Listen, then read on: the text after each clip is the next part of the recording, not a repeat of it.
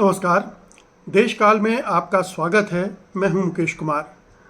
दोस्तों, झारखंड के चुनाव में बीजेपी घुसपैठियों को एक बड़ा मुद्दा बनाने की कोशिश कर रही है और इस कोशिश में वो तमाम सीमाएं लांघ रही है, तमाम तरह के झूठ बोल रही है। इसकी एक ताज़ा मिसाल तो हमारे प्रधानमंत्री नरेंद्र मोदी का भाषण है, जिसमें उन्होंने प्रधानमंत्री पद की तमाम गरिमा को लांघते हुए, उसको नष्ट भ्रष्ट करते हुए यहाँ तक कह दिया कि झारखंड में घुसपैठिए आपकी रोटी ले जाएंगे, बेटी ले जाएंगे और माटी ले जाएंगे। इससे एक कदम और आगे बढ़े वो, और उन्होंने कहा कि झारखंड का पूरा शासन प्रशासन सरकार घुसपैठियों ने कैप्चर कर लिया है। एक कदम और आगे बढ़े और उन्होंने कहा कि इंडिया गठबंधन में घुसपैठिए ही घुसपैठिए हैं। अब ये प्रधानमंत्री की चुनाव प्रचार की अपनी शैली। हम सब जानते हैं कि लोकसभा चुनाव के दौरान भी वो मंगलसूत्र से लेकर मुजरे तक पहुंच गए थे और क्या क्या नहीं कहा था उन्होंने। आचार संहिता की धज्जियां उड़ा दी थी। अभी मैंने पिछले एपिसोड में चर्चा की थी कि किस तरह से असम के मुख्यमंत्री हिमंता बिश्व शर्मा ने इस पूरे मुद्दे को कम्युनलाइज करने की कोशिश की और कम्युनलाइज करके उसकी पोलराइजेशन की कोशिश की। तो बीजेपी झारखंड में यही कोशिश कर रही कि किस तरह से हिंदू मुसलमान किया जाए, ये भय पैदा किया जाए, ख़ास तौर से आदिवासियों में, क्योंकि वो 28 सीटें ऐसी हैं झारखंड में जो आदिवासियों के लिए रिजर्व हैं और उस पर बीजेपी की निगाहें हैं, क्योंकि पिछली बार उसे बहुत कम सीटें मिली थी। एक तरह से क्लीन स्वीप कर लिया था झारखंड मुक्ति मोर्चा ने। तो परेशानी बीजेपी की है कि उन इलाकों में कैसे आदिवासियों को लुभाया जाए या धमकाया जाए या डराया जाए ताकि वो बीजेपी के शरण में आ जाए। और इसके लिए तमाम तरह के झूठ गढ़े जा रहे हैं, तमाम तरह की आशंकाएं खड़ी की जा रही हैं। लेकिन कुछ सवाल उठ रहे हैं जो इस पूरे विमर्श पर सवाल खड़ा कर देते हैं। पहली बात तो ये है कि क्या झारखंड में सचमुच में घुसपैठिए हैं? इक्का दुक्का कुछ चंद हज़ार की बात करना बेमानी है, क्योंकि इतना बड़ा मुल्क है, उसमें कहीं भी कुछ लोग आ सकते हैं। लेकिन झारखंड में इसकी संभावना ऐसी नहीं है जिस प्रपोर्शन में प्रधानमंत्री और बीजेपी के दूसरे नेता वहाँ पर इसको मुद्दा बनाने की कोशिश कर रहे हैं। पहली बात तो ये जान लीजिए कि आज तक भारत सरकार ने घुसपैठियों के बारे में कोई सही संख्या नहीं बताई। 10 साल इस सरकार को हो गए हैं और आप ये भी जानते हैं कि झारखंड को बने हुए जितने 24 साल के आसपास हुए हैं, उनमें अधिकांश समय बीजेपी वहाँ सत्ता में थी। तो अगर बीजेपी वहाँ सत्ता में थी तो उसके रहते हुए क्या घुसपैठिए आए तो उन्होंने रोके क्यों नहीं? क्या अभी ये जो 5 साल हेमंत सोरेन की सरकार थी, सब घुसपैठिए इसी दौरान आए हैं? ये संकट अभी खड़ा हुआ है? तो ये एक झूठ गढ़ा जा रहा है, लेकिन इसके पीछे जो फैक्ट्स होने चाहिए वो सरकार के पास नहीं है। किरण रिजिजू जी ने एक बार संसद में आंकड़ा दिया था कि पूरे देश भर में 2 करोड़ बांग्लादेशी हैं, लेकिन ये आंकड़े भी, इसका कोई आधार नहीं था, इसकी कोई ऑथेंटिक जानकारी कहीं से मिली नहीं थी। तो इस तरह के झूठ गढ़े जा रहे हैं। सरकार के पास आंकड़े नहीं हैं, सरकार झूठ खड़ा करके लोगों को भ्रमित कर रही है। इसका दूसरा सवाल, इस सरकार को 10 साल हो गए हैं और झारखंड में इतने सालों तक बीजेपी की सरकार थी। इन 10 सालों में केंद्रीय गृह मंत्रालय ने क्या किया, केंद्र सरकार ने क्या किया? क्योंकि जो भी जिम्मेदारी बनती है, पहली बात तो यह कि झारखंड की कोई भी सीमा किसी दूसरे देश से नहीं लगी जहां से सीधे घुसपैठ वहां हो सके। तो आप बंगाल के बारे में, असम के बारे में, मेघालय के बारे में नॉर्थ ईस्ट के कुछ प्रदेशों के बारे में जब बात ये कहते हैं तो एक कारण ये बनता है कि भाई सीमा पार से लांग कर वो चुपचाप चले आते हैं और वहाँ बस जाते हैं। लेकिन जहाँ तक झारखंड का सवाल है तो उसकी सीमा कहीं भी बांग्लादेश से लगी नहीं, किसी दूसरे देश से लगी नहीं, तो वहाँ उस तरह से सीधे घुसपैठ होने की कोई संभावना ही नहीं बनती। आप ये कह सकते हैं कि वो बंगाल से होकर या बिहार से होकर झारखंड में दाखिल हो रहे हैं, लेकिन इन्हें अगर दाखिल हो रहे हैं कहीं से भी तो इसकी जिम्मेदारी किसकी है, राज्य सरकार की या केंद्र सरकार की? बीएसएफ, सीमा सुरक्षा बल, ये किसको रिपोर्ट करता है? गृह मंत्रालय को। जितने भी सीमा से संबंधित काम होते हैं, जिम्मेदारियां होती हैं, उसकी जवाबदेही गृह मंत्रालय की होती है। तो क्या वो अपने इस पर कोई काम नहीं कर रहा है? नहीं कर रहा होगा, तभी तो आज तक गृह मंत्रालय ने एक भी आंकड़ा नहीं दिया कि हमने अपने पिछले 10 साल के कार्यकाल में इतने घुसपैठियों को पकड़ा, उनकी शिनाख्त की और उनको डिपोर्ट किया बांग्लादेश में। बांग्लादेश में तो अभी छोड़ दीजिए सत्ता परिवर्तन के बाद, उसके पहले तो एक ऐसी सरकार थी जिससे हमारे सरकार के घनिष्ठ रिश्ते थे। शेख हसीना वाजिद के साथ बहुत ही सौहार्दपूर्ण रिश्ते थे, तो उनसे ये बातचीत हो सकती थी। लेकिन इस दौरान कुछ भी नहीं हुआ। क्यों नहीं हुआ? क्योंकि ऐसी कोई समस्या थी ही नहीं।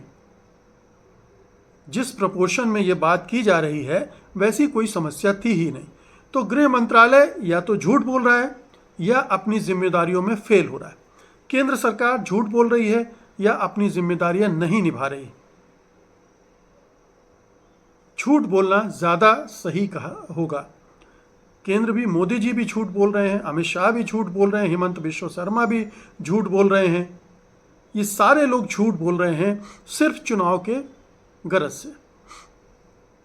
अगर झूठ ना बोल रहे होते तो एक श्वेत पत्र लाते, बताते कि देश भर में कहाँ कहाँ बांग्लादेशी किस पैमाने पर हैं और आप किस तरह से उनकी शिनाख्त करके उनको नागरिकता से वंचित कर रहे हैं, उनको वापस भेज रहे हैं।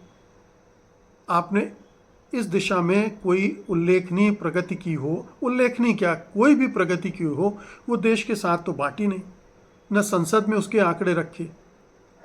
तो ये एक झूठ गुमराह करने वाला देश को और प्रदेश को, जहाँ चुनाव हो रहे हैं, ये झूठ गढ़ा जा रहा है।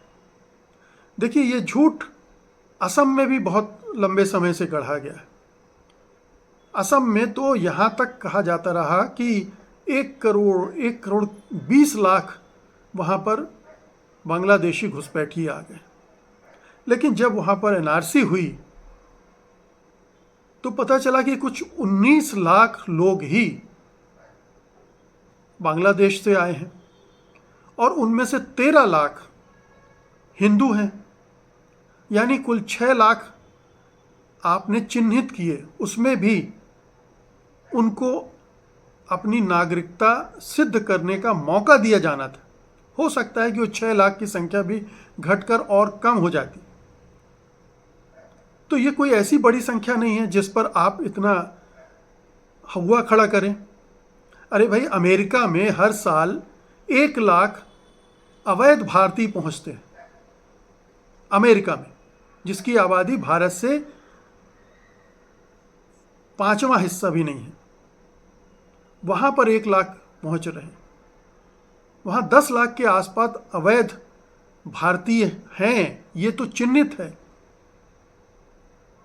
और हर साल पहुँच रहे हैं गुजरात से, पंजाब से, हरियाणा से।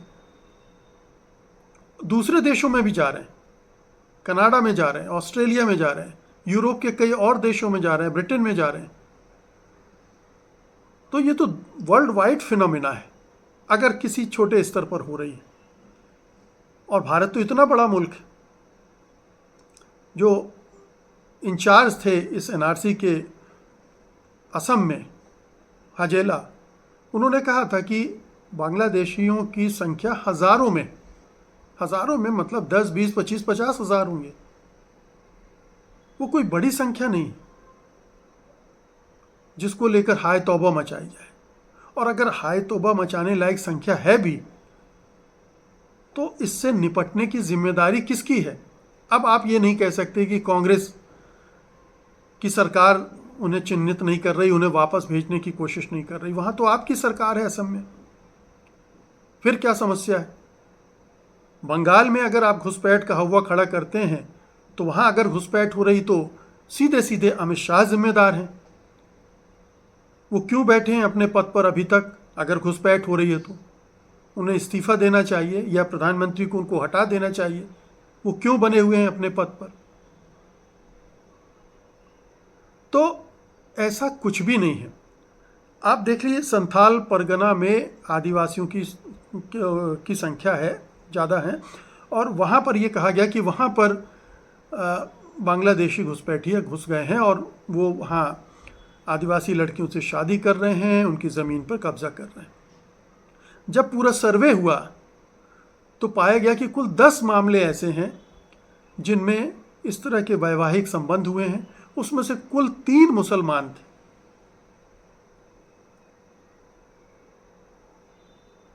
तो झूठ बोलकर, बार बार झूठ बोलकर एक घुसपैठियों का हवा खड़ा किया जा रहा है कि घुसपैठी आ रहे हैं बांग्लादेश से, हमारी ज़मीनों पर कब्जा कर रहे हैं।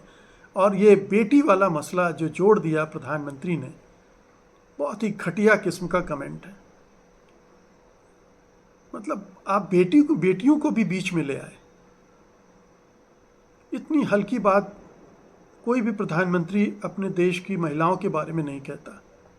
लेकिन प्रधानमंत्री मोदी तो मोदी हैं, वो किसी भी स्तर पर जा सकते हैं, कुछ भी कह सकते हैं, और उन्होंने बार बार ये साबित भी किया है। तो मुद्दा ये है कि क्या घुसपैठियों का मुद्दा जेन्युइन है झारखंड में? नहीं है, सरासर झूठ है। ये एक बेवजह खड़ा किया गया मुद्दा है और इसीलिए इस मुद्दे को जानबूझकर खड़ा किया गया है और इसीलिए हिमंता बिस्वा शर्मा को वहाँ लाया गया, इंचार्ज बनाया गया, क्योंकि हिमंत बिस्वा शर्मा इसी तरह का प्रोपेगंडा करके, दुष्प्रचार करके असम में हिंदू मुस्लिम पोलराइजेशन कर रहे हैं। बीजेपी चाह रही थी वो यहाँ आकर भी यही करें और वो करने की कोशिश कर रहे हैं। लेकिन झारखंड की जनता को सोचना है कि ये लोग आकर जो इस तरह की बातें कर रही हैं, जहर फैला रहे हैं, उनके झारखंडियों के बीच में आशंका, अविश्वास, नफरत बो रहे हैं, उनको क्या जवाब दें इस चुनाव में? ये झारखंडियों की भी परीक्षा है कि वो इस तरह के बहकावे में आएंगे या नहीं आएंगे, इस दुष्प्रचार का शिकार बनेंगे या नहीं बनेंगे, अपने समाज को बांटने वालों को सबक सिखाएंगे या नहीं सिखाएंगे। ये लब्बो लुआब है प्रधानमंत्री नरेंद्र मोदी, अमित शाह, हिमंत बिस्वा शर्मा या जो भी इस तरह की बातें कर रहे हैं, उनका निचोड़ यही है कि ये बहुत बड़ा झूठ बोला जा रहा है। और सबसे बड़ा दुर्भाग्य ये है कि इस देश का चुनाव आयोग अंधा भी है, बहरा भी है और दिमाग से शून्य भी है, या फिर वो केवल मोदी सरकार का मोहरा है, उसकी कठपुतली है और ऐसे झूठे बहकावे वाले बयान देने वालों के खिलाफ कोई कार्रवाई नहीं कर रहा है। ये लोकतंत्र के लिए खतरा है, ये भारतीय समाज के लिए खतरा है, ये झारखंड के लिए खतरा है। ये समझने की ज़रूरत है। बहुत बहुत शुक्रिया आपका, धन्यवाद, नमस्कार।